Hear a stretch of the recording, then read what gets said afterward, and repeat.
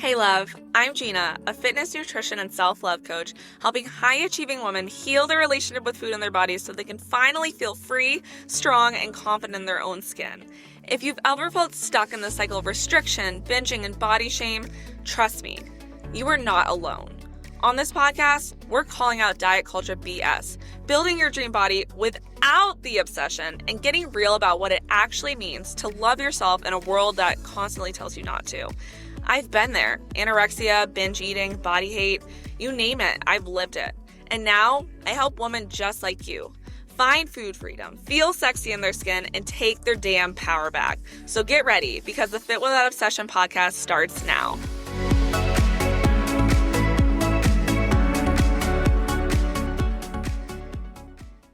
Be honest for a second. How many times have you said, I know I shouldn't care so much about food, but I just can't stop thinking about it?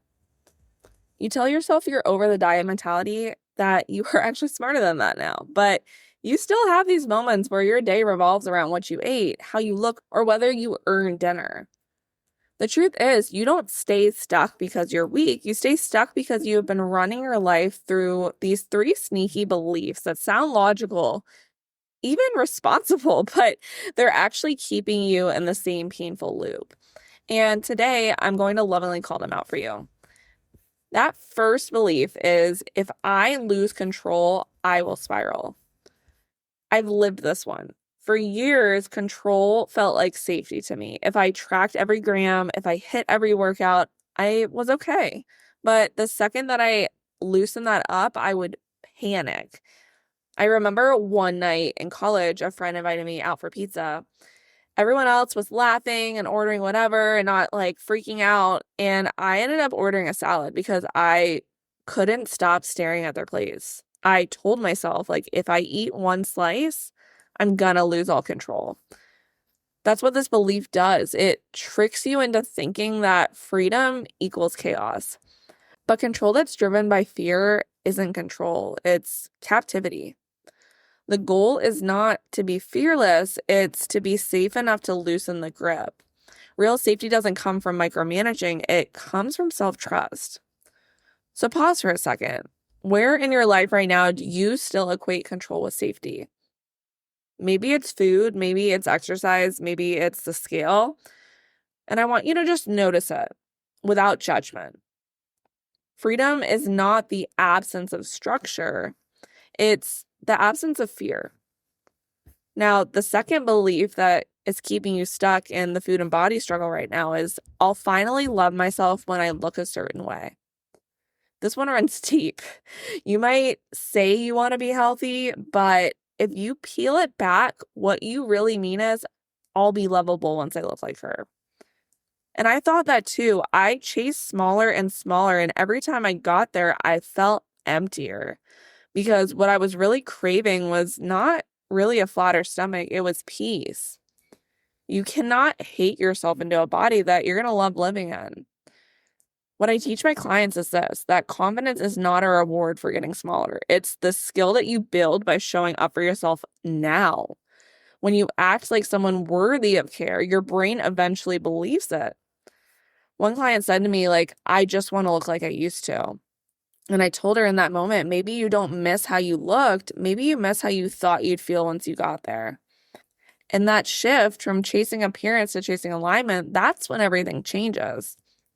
So ask yourself, what do you think will magically happen once your body changes?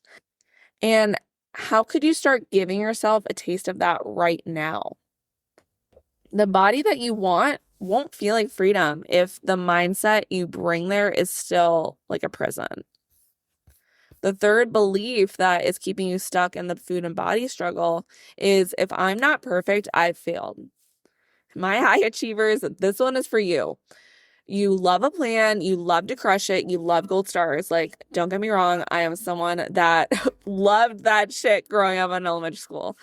But the second that you slip, you skip a workout, you eat the dessert, you feel bloated, your brain screams like, fuck, I blew it. Perfectionism convinces you that being hard on yourself is discipline, but all it really does is keep you scared to be human. You start again every Monday thinking this time will be different, but the only thing that changes is how exhausted you are. So here's the truth. The women who actually create balance are not the ones who never fall off track. They're not the ones that get it perfect. They're the ones who stop making falling off mean something about them. So the next time that you mess up, I want you to try this. Instead of saying I ruined it, I want you to ask, what can I learn here? That's how you shift from having shame to strategy. Progress is not built on perfection. It's built on having that permission. These 3 beliefs, fear of losing control, conditional self-love, and perfectionism, are the quiet cages that are keeping you stuck right now. And you've built your life around them because they once protected you. But now in this moment, like where you're stuck right now, they're suffocating your peace with food in your body. And you are allowed to outgrow them. Every time that you choose curiosity over criticism, grace over guilt, or presence over punishment, you're breaking one of those bars. If this episode hit home, maybe it's because deep down, like you are ready. You're ready to stop fighting yourself. You're ready to stop performing health and actually start living it. And I want you to know this work does not have to be done alone. It's exactly what I help women do every single day. Find freedom with food, peace in their body, and power back in their life. So if you're listening right now and you're tired of trying to just figure it out, come say hi to me on Instagram. Tell me what part of this episode hit home for you. I promise that you're safe here. You can love your body and your life. I'm rooting for you every step of the way. Thank you so much for tuning into the Fit Without Obsession podcast. If this episode helped you heal, grow, or just feel a little less alone, go ahead and hit the follow button so that you never miss a moment of this journey. And if you loved it, share it on your stories and tag me at @thefitbean_. I seriously love seeing what resonates. Sharing this podcast helps more women step out of a session and into their power. And that ripple effect starts with you. And if you're ready for deeper support, check the show notes for ways that we can work together. Just remember, eat the pasta, wear the shorts, and love the hell out of your life. You deserve it always. Talk soon.